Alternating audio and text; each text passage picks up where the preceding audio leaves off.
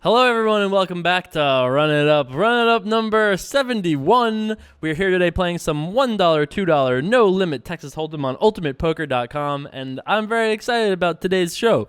Yesterday was I was a little out of it yesterday. I felt like we played okay but not great, but I'm feeling great today. So let's just see if we can get some revenge, do some work, repair our bankroll a little bit. We had a tough day yesterday, but all in all, we did just lose a buy-in, so we can't be too upset about that. And I think we got a little unlucky to lose we can talk about everything else later. But regardless of all that, I'm very excited to be back in there. Let's see if we can do some work today. This is going to be the start of our sick little Run It Up weekend. Later on tonight, there's going to be an awesome event at Red Rock Hall of Fame poker game. We'll have our two Run It Up warriors have made it to Las Vegas. They've been treated like royalty, I've heard. They've made it into their rooms. I haven't met them yet, but they've made it into their beautiful rooms over at the Red Rock Resort and Casino. I'm not even sure what it exactly is, but it's certainly at least a resort and casino, and definitely a hotel. So I guess that's it. I guess that's it pretty much. And so yeah, I'm excited. Should be a great little weekend. As far as you guys are concerned that didn't make it out here, it'll still be a cool weekend because there is going to be 2 videos today from me. Yes, that's right. Lucky day for all of you UFC fans out there because Martin Campman and I shot a UFC 167 preview show that's up on Ultimate Poker's YouTube channel at noon today. So I think by the time most of you guys will see this video, it won't have come out just yet, but it'll be out within the next 2 hours or something like that. And it came out really, really good. I was actually really happy with how it came out. We had some cool breakdowns, some good little arguments in there. So check that out if you haven't. I definitely want to do more of those. So the more comments and feedback you guys give us, the better they'll be. So definitely check that out. I decided to defend here. Okay, I'm not even gonna discuss it. Check this out. So I decided that I really need to make the Dear J Carvers come quicker. I didn't print out Dear J Carvers for 3 weeks in October, and I felt bad because some of the emails are just not valid because the things they're asking I don't even remember, stuff like that. So I was like, all right, let's print out the emails from the last 2 or 3 days, and this this is the pile of emails. This is the pile of emails that I got out of this. How crazy is that? There's 150, 100, some 100 and change number emails over there. So that's pretty awesome. I'm really excited to get to that. I read through a couple of them and they made me laugh, all of them. So I'm excited to do some Dear J Carvering today.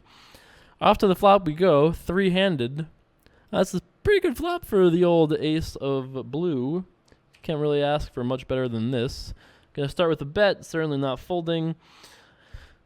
Okay, this guy might have a hand 2 black nines. He could have his hand as good as 2 red queens, right? Could have something like that.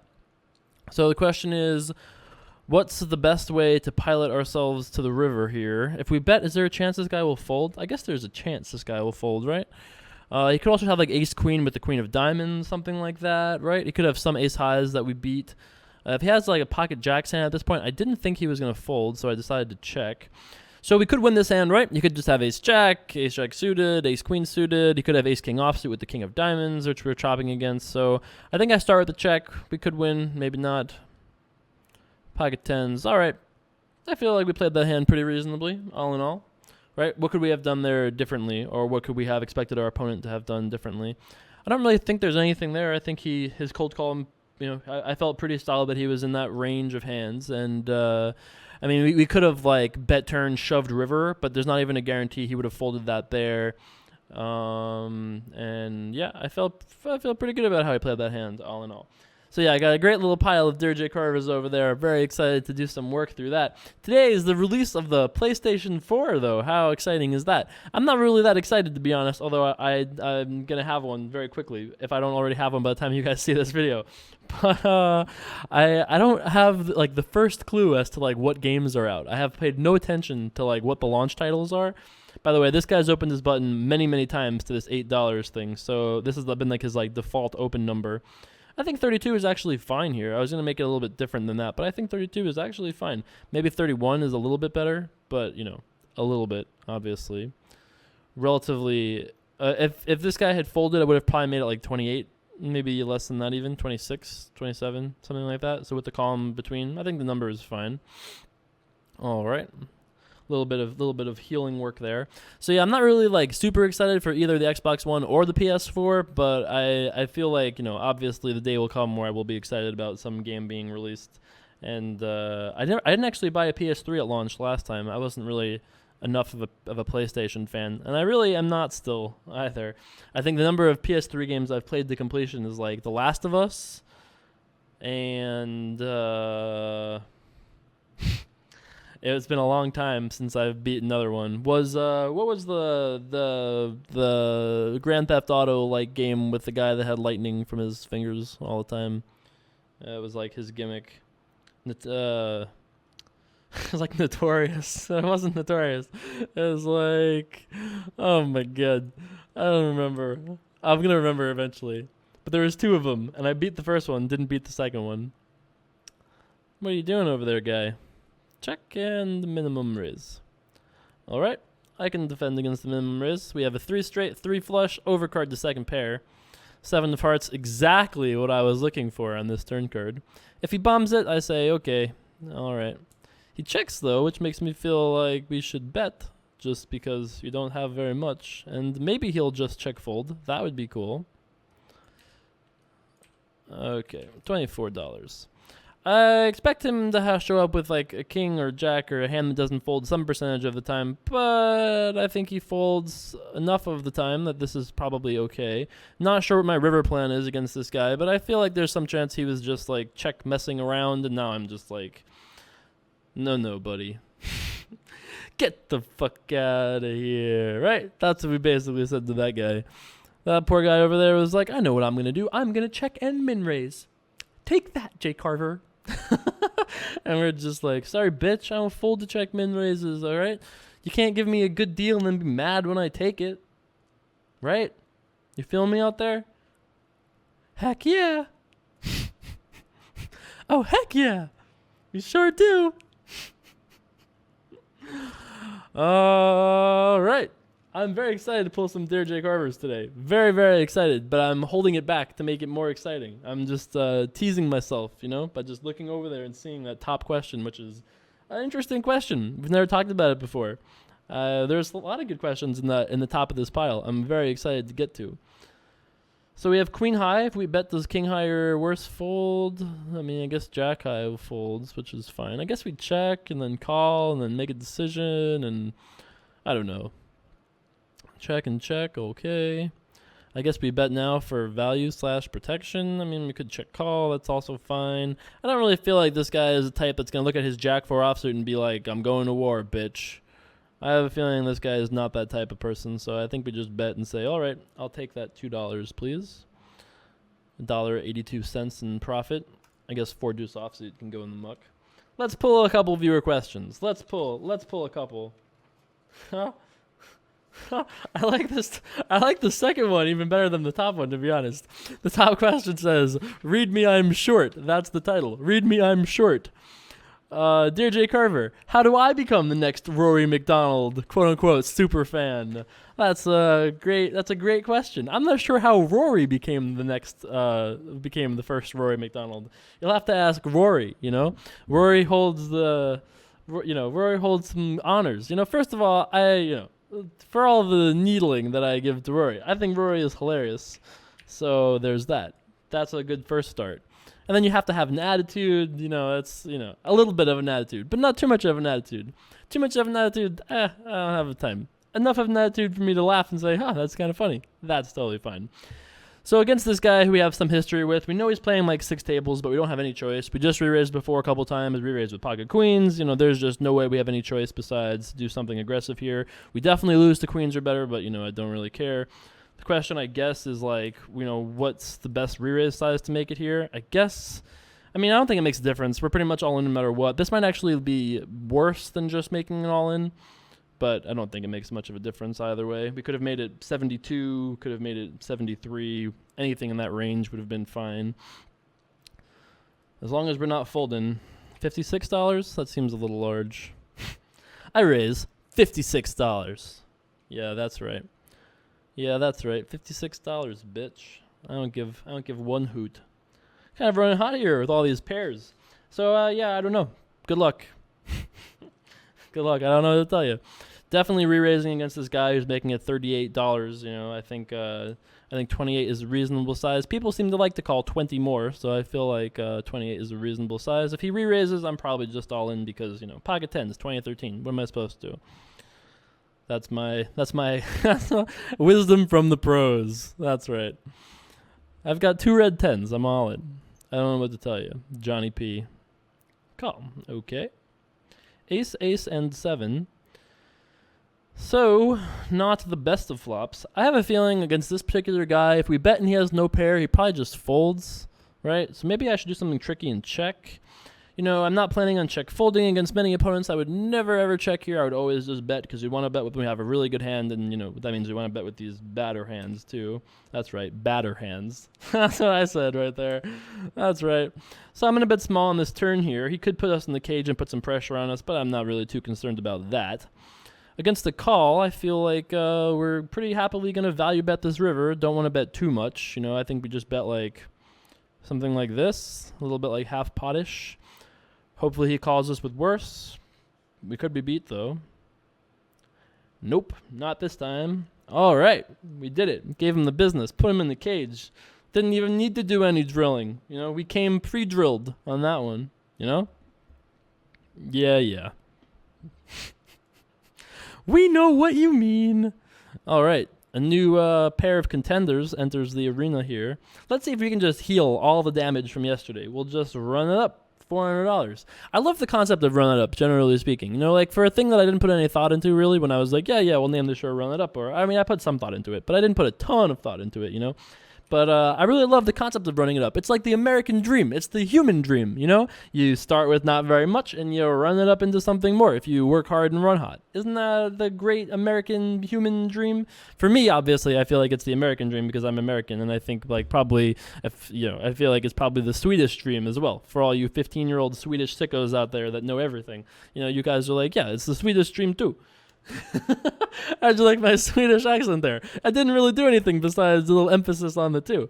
But I felt it in my spirit. I was all of a sudden quite aggressive and, you know, certainly not folding queen and jack in the big blind. That's all I know. No Swedish warrior prince would do that kind of thing.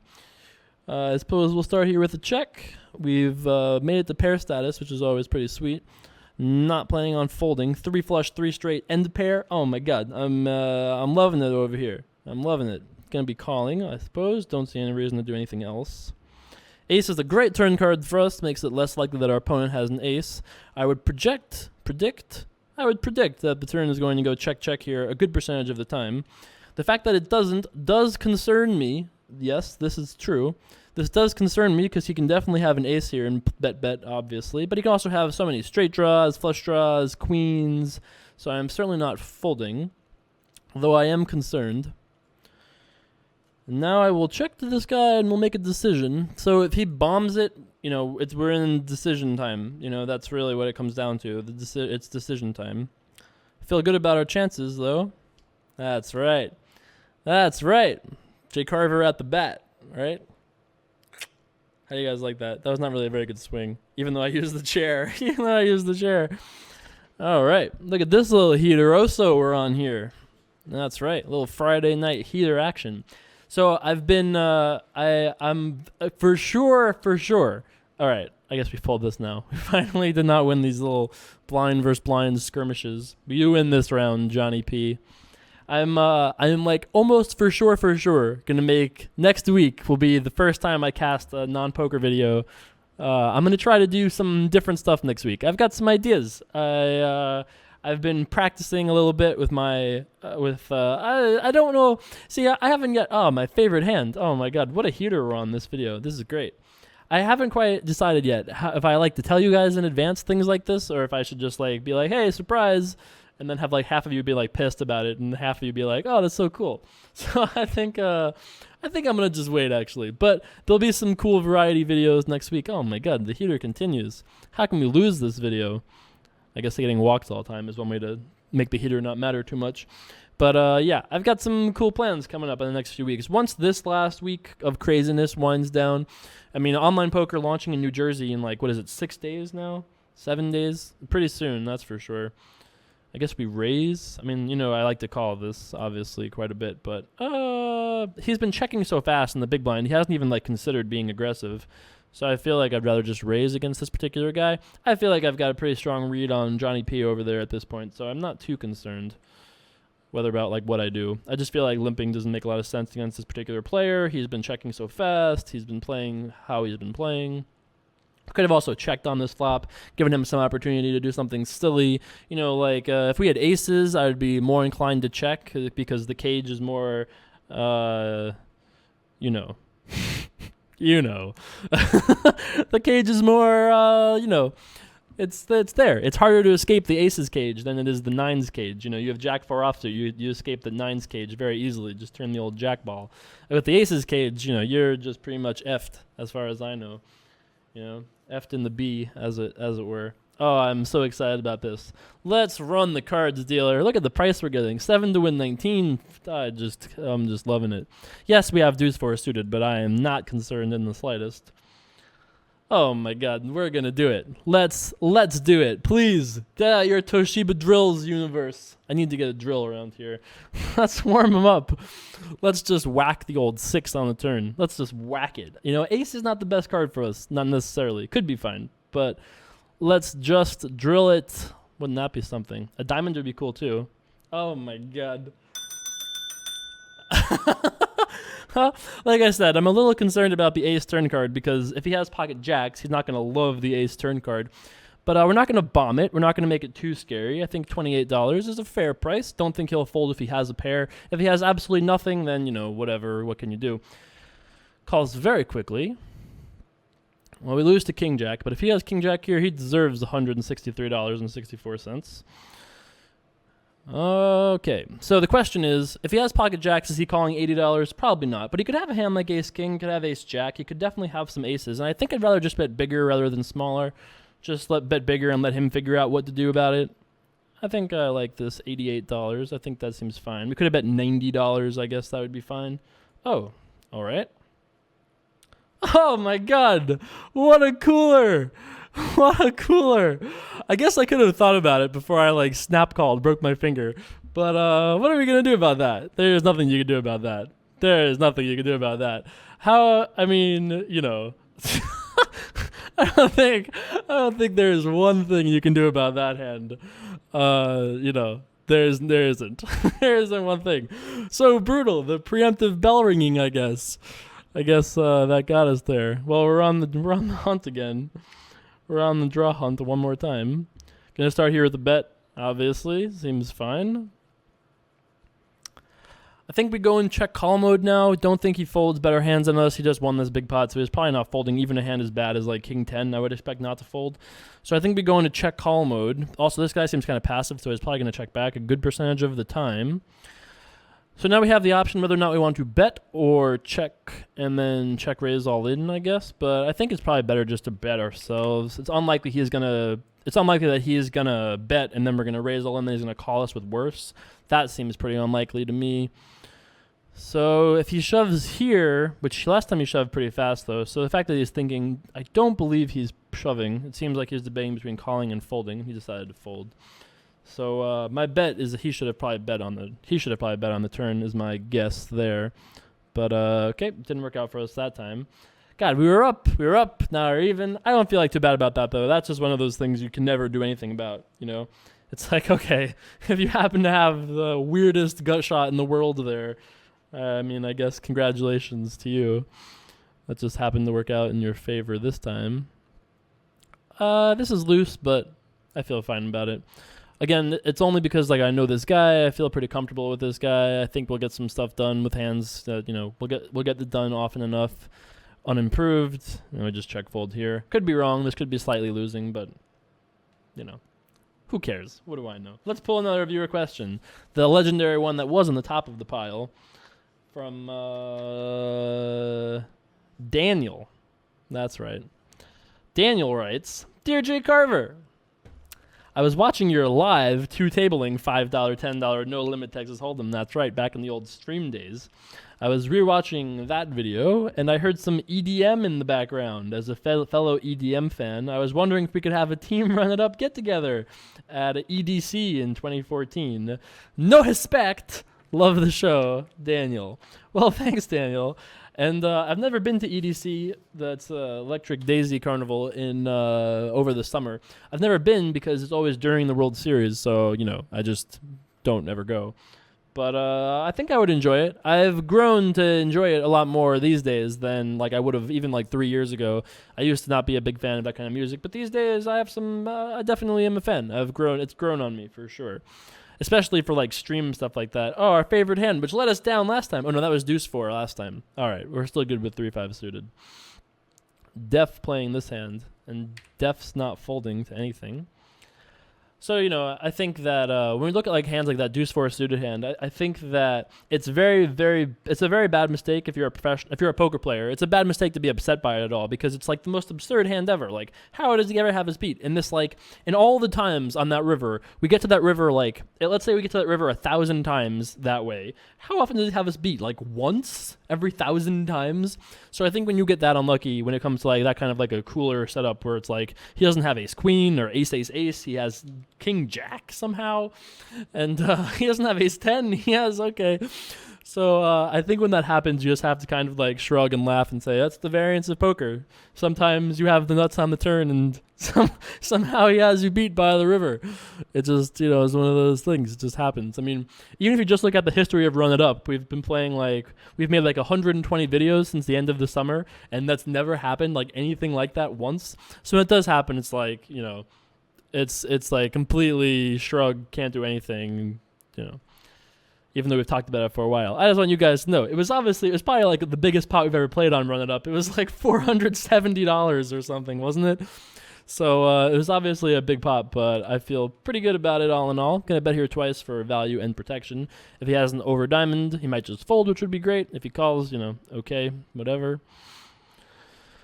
At this point, we have an opportunity. We have a decision tree between betting and checking.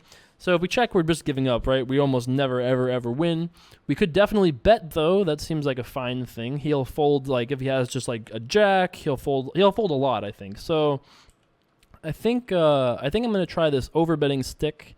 We can definitely lose here. He can just have, like, king jack with the king of diamonds and not fold. He could have, like, queen jack with the queen of diamonds. That would probably check raise on turn, though. So I think for him to have a diamond here, he has to have, like, jack 10 with the 10 of diamonds. And with us overbetting, it still kind of seems like it could be reasonable, but he does call, so maybe he would have folded if we bet like $40, but I think I'm fine with our bluff there, generally speaking. He made a good call. I mean, he probably correctly identified that when we were overbetting, we either have it or we don't, and what I was trying to get to have fold was a hand like that is either bluffing or it isn't, or a hand like that is either bluff catching or it's, I'm not betting like ace king or whatever one pair is. So maybe if we bet like 44, he would have folded something that was a little bit, maybe he reads overbets to be a little bit more suspicious, which is definitely possible. So we're in for another 150 here, by the way. So it's possible that that this particular player reads overbets to be weak, which would be then a very bad mistake on our part. But against a guy we don't know at all, we've not seen one time before, I think giving him the overbet hammer is probably fine. Didn't work out for us this time, but again, we're risking $68 to win $50, and the math will almost certainly, I mean, given that we don't know our opponent that well, given a reasonable assumption for an opponent, I think that that overbet will definitely work. And if he turned his hand up, if you told me he had queen 3, I would have loved our overbet. He just happened to make a good call. So again, I don't feel bad about it. I think it's a very reasonable thing that just happened to happen. So all right, shall I pull another viewer question? Let's do it. I like the title of this one. Non-poker short question. That's a great subject. If you want me to read your question, that's definitely a good one. Dear J Carver, if you had opted to finish college and get a degree instead of getting into poker, what do you think you would have majored in, and what do you think you'd be doing now?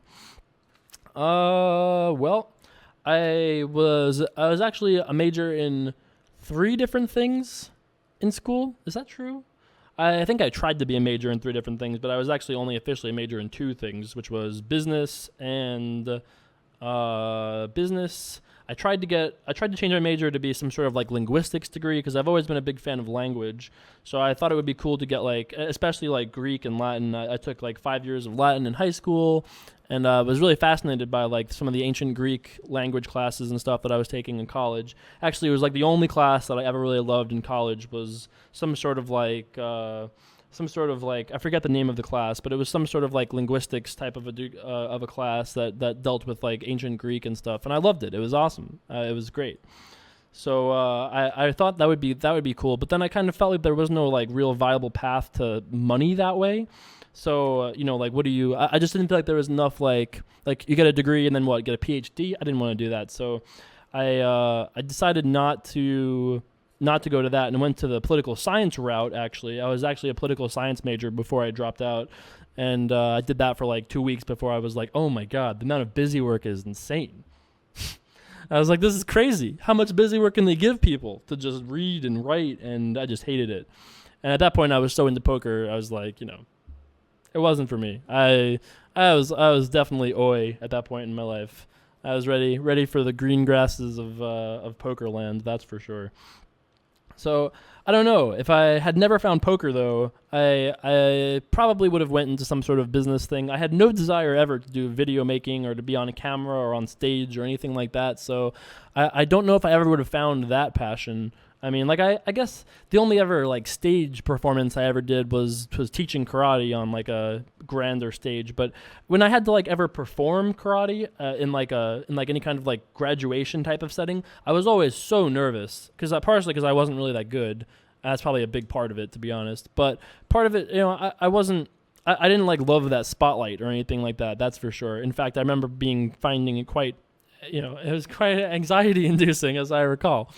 So I don't know. I mean, like, these days you could say, hey, Jason, you'll never play poker again, but you can get a fantastic degree or a fantastic career in like, some sort of broadcasting route. And I would say that sounds fucking awesome. That sounds fucking awesome because I really do enjoy it. I think it's just cool. I've always been a fan of like storytelling, generally speaking. Not public storytelling, but I've always been a fan of like, the reading a good story, watching a good story, dissecting and analyzing and thinking, hey, wouldn't it be cool if they did this instead? And to be able to kind of do that for you, my run-it-up warriors scattered throughout the winds out there, I love it. It's awesome. It's something that I've got a lot of passion for. And to see so many of you guys have a passion for it as well, and girls, to see you guys and girls, I say guys for everyone. It's just how I talk. To see everyone out there have a passion for it, and some of you guys have such a passion for it, it's great. When we do that, we're going to do a video of some of my favorite submissions that you guys sent in. You'll see how crazy awesome some of you guys are out there with the creations you made. So once again, we're in the 6-7 offsuit attack wagon here. Made it to purr status, which makes me happy. If our opponent bets, we call. If our opponent checks, we bet. Those are the only options. You're caught up now as to what the options are. So hopefully we can either win this hand by just having the best hand, or we can improve, and that works as well.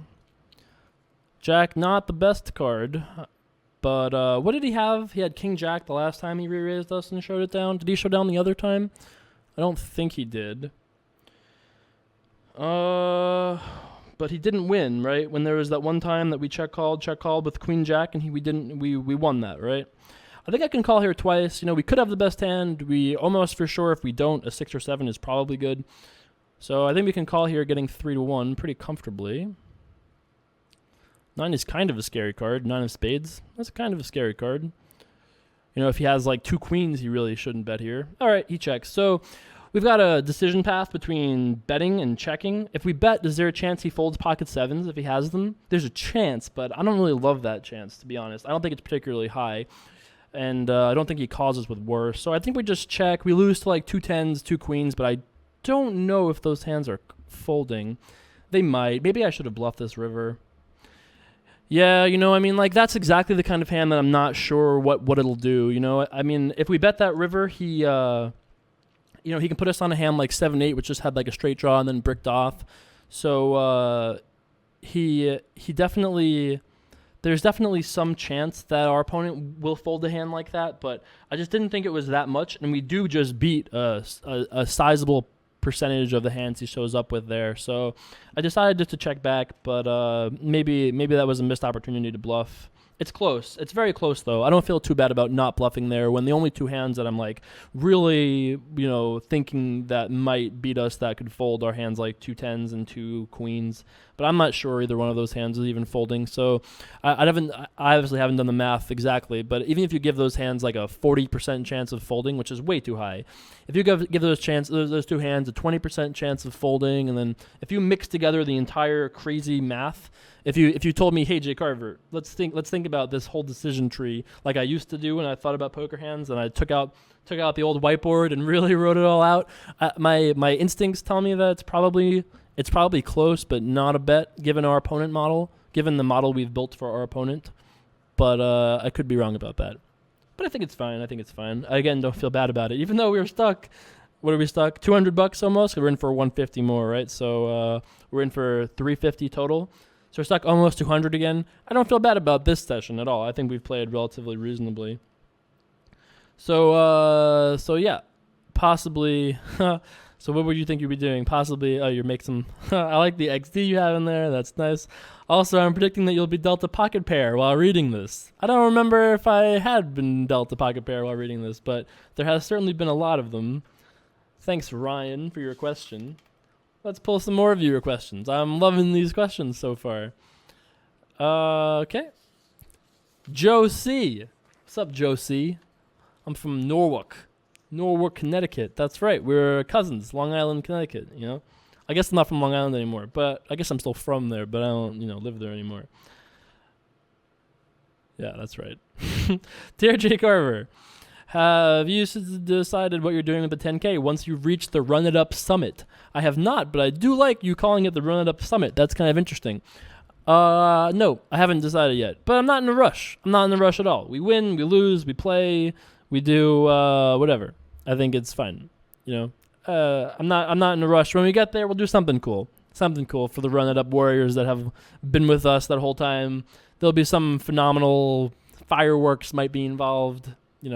People will get drills for free. It'll be the Toshiba Day, National Toshiba Day. I don't know, but it'll be cool. If I may, I would like to make a suggestion. Well, by all means, go right ahead, Josie. What's your suggestion, sir? What if we brought 10 Run It Up warriors to Las Vegas and had a one-table sit-and-go with the winner getting a seat in the main event? I think that's not a bad idea, except for the fact that, it's not a bad idea, but it's not really... I guess actually maybe it's kind of a cool idea, but I don't like supporting those other guys. I have a lot of friends over there, but they're kind of the enemy, we're ultimate poker people over here. Station casinos, UFC. I don't like supporting them other peeps. You know what I mean? These days, we've got ourselves a friendly competition going on. Don't get me wrong. I love many people over there. Jack Effel, Ty Stewart. There's many people over at the World Series. I could name more, but I don't know if they want to be publicly named. And they're all great. They've treated me awesome, and I love them, and I love I'm a proud bracelet winner. But that being said, it's wartime, So I don't know about that. But I promise you that there will be a sick experience, very sick experience. How about instead of that, we play a sit and go where we get to all go hang out and have dinner with like Dana White and Chuck Liddell and those types of people. That sounds like a fun thing too. I think that sounds like a way more fun thing for me, and I think that that would be a lot of fun to share with some Run It Up warriors. So something like that sounds cool. But don't worry, we'll take good care of you. Have I not ever taken good care of you guys? There's been time to time that I've been exhausted, and thus I've fallen in my duties slightly. But for the most part, I feel like we've done pretty good here all in all. You know what I love about this most? These new J Carvers, these new Dear J Carvers, I just pull one right off the top, and it's just great. They're always great, because you guys know at this point. You guys know what I like to read. So it's amazing. I love this. If you want to write me a question, by the way, dearjcarver@gmail.com, and say, hey, Dear J Carver, I have some questions for you. I'd like you to answer. And I might answer it. It might happen. Dale writes, I've never had a friend named Dale before. I had a friend named No, not Dale. It was not Dale. It wasn't even close to Dale, actually. I was like, no, that's not it. All right, dear J Carver. I don't know if this is good banter for the show. I haven't pre-read your question, but maybe I should have. I don't know if this is good banter for the show, but I am curious, so why not? I like your logic. What has it been like since you came out to the community? In the perfect world, didn't make much of a difference. Like, says Dale. So, I feel like I've talked about this pretty wildly before, or not widely, but it's been great. Everyone was awesome. I mean, like, in sincerity, I came out, and then the next day it was like the best day of my life, because like 1,000 people wrote me sweet messages about support. All sorts of people wrote me kind messages, and it was great. How could you not? There's nothing better than saying to the universe after years, literally like 24 years of, self-repression and doubt, nothing like having 24 years of anxiety about that to then come out to the universe and have the universe's universal answer be, all right, that's cool. Whatever floats your boat, bitch. That's great. That's all I wanted. Do I care at this point? No, I don't care at this point. Everyone's been great. And I said in an interview I did with Terrence, in that interview I did with Terrence, I said, I said to him that I think the new model of, the current generation gay heroes, I think, are really doing it right. The LGBT heroes are doing it right by being like accidentally or coincidentally or non-announcingly gay. They're just like the Glenn Greenwalds and the Nate Silvers of the world, who are, happily gay but don't ever talk about it because it's like, so what? And that's how it should be. It should be, so what? Who gives a shit? That's how I feel. What does it matter? What does it matter to you? What does it matter to anybody? Trust me, it took me a long time to come around to that. But at this point, who cares? Who gives one hoot? Make yourselves happy. You're not going to, life is not that long. Spending years and years of your life miserable doesn't seem like the best idea. And making other people miserable for trying to be happy also doesn't seem like the best idea. So, and I get it. There's plenty of, I understand that there's, some debate. But there really isn't. There is a debate and there's always room for opinion. But ultimately, treat people kindly. We should all be pursuing our happinesses, right? And what do we care? As long as we're not hurting anybody. I think whatever floats your boat rules the day. To me. All right. Dear J Carver. All right. That's too many words for me right now. I haven't rejected a question yet. I'm rejecting that question. Too many words for me. Oh, a Dylan. All right. I'll read a question from a Dylan. I feel like Dylan is one of those names like Tyler. Dylan, Tyler.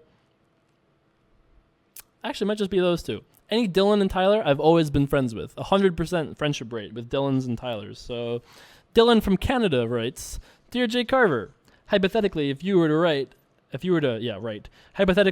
chosen to pick a UFC lineup consisting of professional poker players, who would you pit against each other for whatever reason you see fit? Keep up the great videos, Dylan from Canada. Well, great question, Dylan from Canada. Not that I'm surprised. You've kept the Dylan brands proud, I think. Boy, would I have some great UFC fights if I had some poker players that would do some fighting. There are probably no more than 2 poker players that I would like to see in a cage and get beat up purely for the sake of watching them get beat up in a cage. There's really not too many guys that I think of and like, man, I'd like to see them get punched in the face. But there are a couple. I don't feel like I should talk about them because they haven't done anything too scummy to deserve that. But there are a couple guys that I would not mind that happening to. But only a couple. Most people in poker are great. And I think the main event, though, how could it be anything else besides Daniel O'Brien against one and only J Carver for the middleweight title? I don't think Dan can cut too much weight. So, okay, maybe welterweight. Well, the welterweight poker player title, that sounds great to me. Now, that's a video right there. That's the fight that people want to see. I'm willing to do it, I think, eventually, eventually. Maybe next year.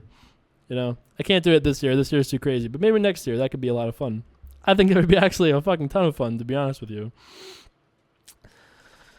Sometimes I call here, but Quinella's been kind of crushing it at all his tables. I feel like if King High is the best hand, he might still just be able to barrel it down, get it done. Also betting into 2 players, out of position. He bet a little bit of money. He bet kind of a lot. I just said no, thank you. Let's see what else. I assume we have to go back to weight classes. So I don't know who we can match up with. Who do we match up with? Like the Daniel Negreanu's of the world. Who do we give Daniel Negreanu to fight? Who's 125 pounds that could fight Daniel? Liv Barry?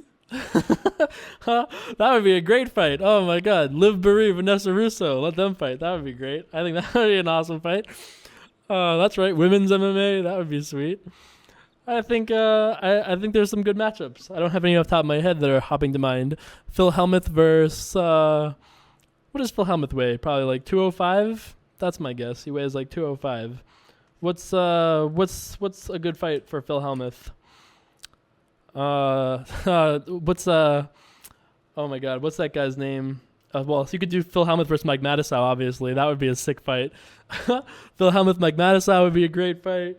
Sam Grizzle versus Mike Matisow is great. Sam Grizzle versus Phil Hellmuth would be great too. All right. I think we got some good answers there. I feel like I've satisfactorily answered your question. Thanks, Dylan. I need more Dylan friends in my life. I don't think I have any current Dylan friends. Girl or guy. I'm open to it. Although I will say I don't have too many female friends, period. So you're trying a little bit slimmer, I think.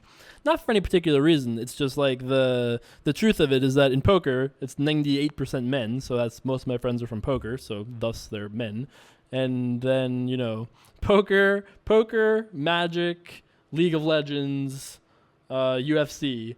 I think the combined female viewership of those 4 things, which are the things that I love more than anything, of those 4 things, female participation is like 10%. And I don't really do anything else. So I think that's mostly the reason. Right.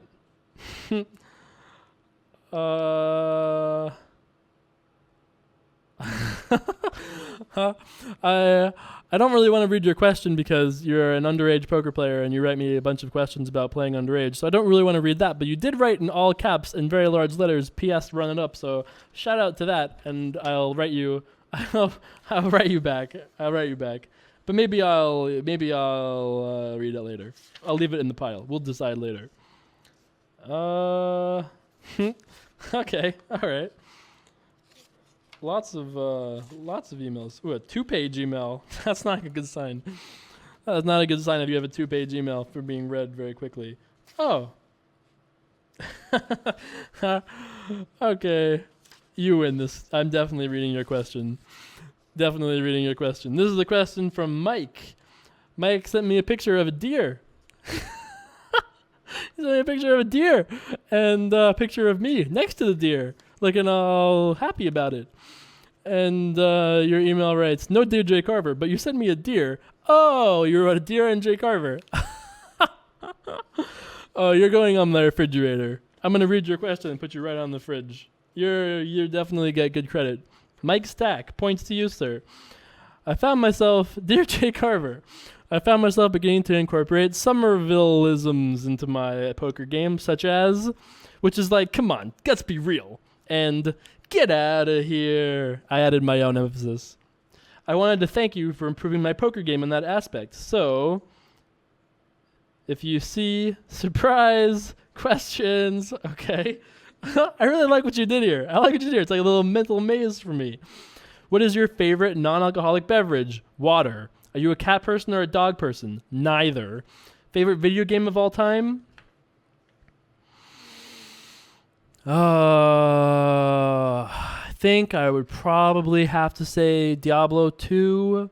Could also be StarCraft. I played both of those games for so long, man. Tens of thousands of hours into both of those games. StarCraft and Diablo were both so far up there.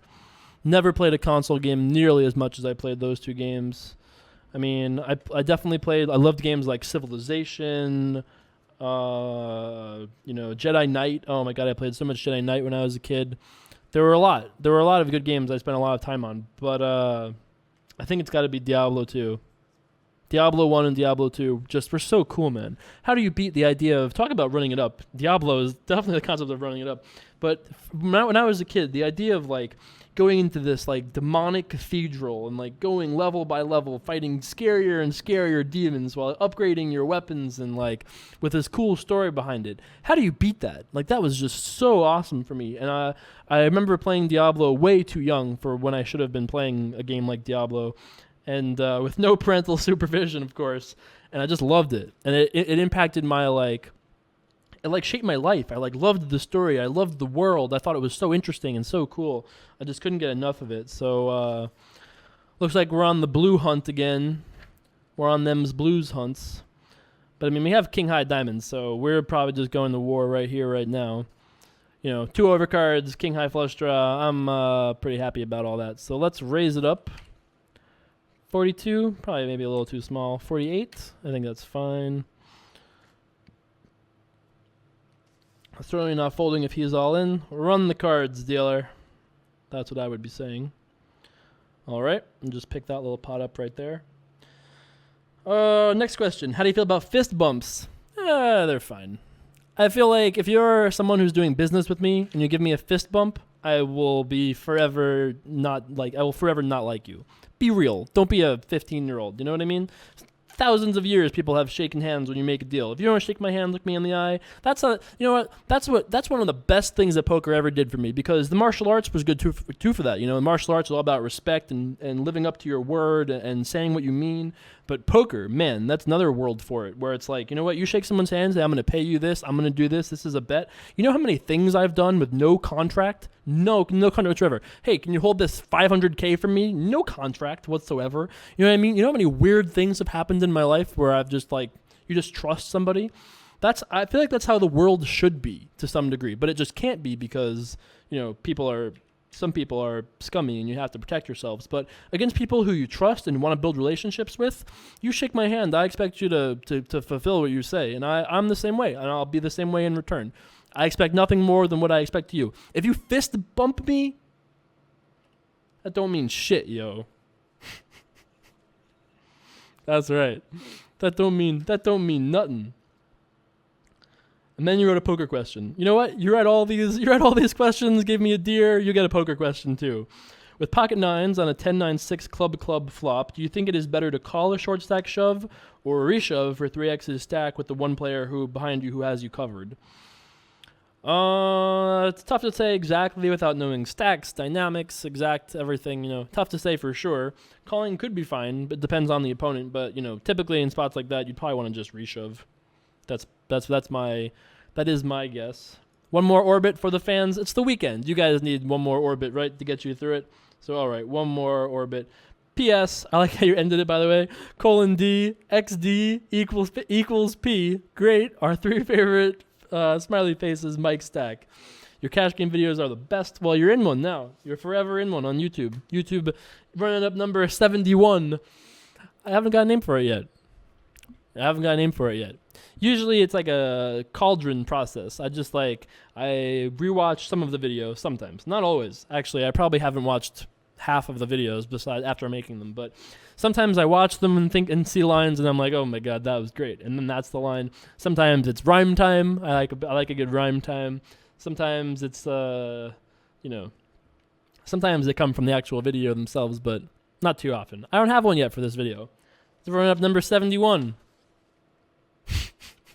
Can we write that as the title?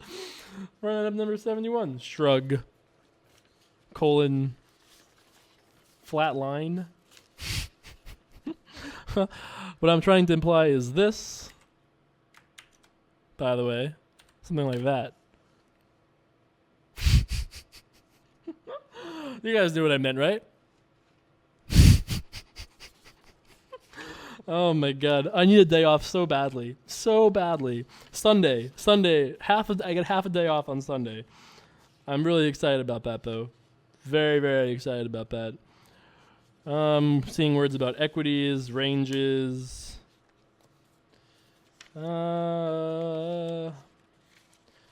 Okay. No. 3 wishes? I already answered a question from you today. You won't get 3 wishes on top of that. Joe C. from Norwalk trying to double up his questions here. Leave some room for other people, you know? Huh. Okay. I think I'm about to give up, to be honest. Don't see anything else that's leaping out to me. All right.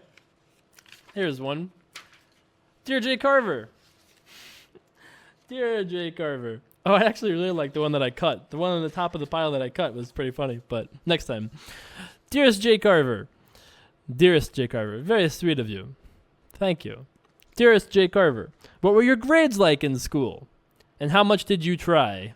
Writes Emerson. Thanks, Emerson. My grades were fine. I tried a decent amount. I tried, when I really cared, I tried. When I didn't care, I didn't try. But my grades were always fine. Tests were always relatively easy. I never felt like I really had to study too much in school. I just felt like I was lucky that I paid attention in class most of the time, and I did like the exact minimum effort that it would take to get my grades fine in college. And in high school, I actually cared a lot more. But in high school, I also did a lot more work that I enjoyed. I did a lot more creative writing, which I loved. Language stuff, I talked about that before, which I loved. And I hated math, most of math. I really did hate most of it. Even probability and stuff, I really wasn't a big fan of it. And science. I wasn't a big fan of science either. Science was the first class that I failed, actually. I failed my chemistry final. But okay, all right. Don't take that to mean anything bad, because the chemistry teacher I had, we had such a weird relationship, you know? I was mostly very polite, quiet, 7th grade, 8th grade, 9th grade, 10th grade J Carver. I was mostly very nice, quiet, respectful for the most part. But I had one particular teacher who was very combative, and I can't say no to a fight when I think I'm right. So I would be talking, but talking or working with friends, even though we're working, it was talking, but whatever it was. And she would call me out on it and be like, "Hey, shut up," or whatever. And I remember getting into an argument with the teacher all the time. We would curse and yell, and I guess I just fold here. This guy has threw at me a bunch, and we've called a lot. Actually, how do I fold? 6 to win 17. All right, you got it. Let's see 3 dealer. But yeah, so we had fights all the time. I remember cursing at her very often. She cursed at me very often. We, in the middle of class even, it was hilarious actually. Looking back, it was kind of funny. But I remember getting detention from her one time. That was cool. And talked my way out of it though after the fact, which is nice. I was I talked my way out of it after the fact. But at the time I got detention, I was like, oh my God, this is the turn. This is the turn to evil J Carver. I guess we just fold here now. We could have had the best hand. It could have had King Jack, stuff like that. So I had to call once, but I think I just give up the game at this point. But what were we talking about? Oh yeah, school, grades, stuff like that. So I did a chemistry final, went to the chemistry final, studied for the chemistry final, went and did the chemistry final. And then 2 weeks later, school was long over. I went in to get my grades, and I walked into the classroom and said, "Hey, my grade's not posted on this board outside." And she goes, "Oh, you didn't take the final?" And I said, "Yes, I did take the final. Thank you very much."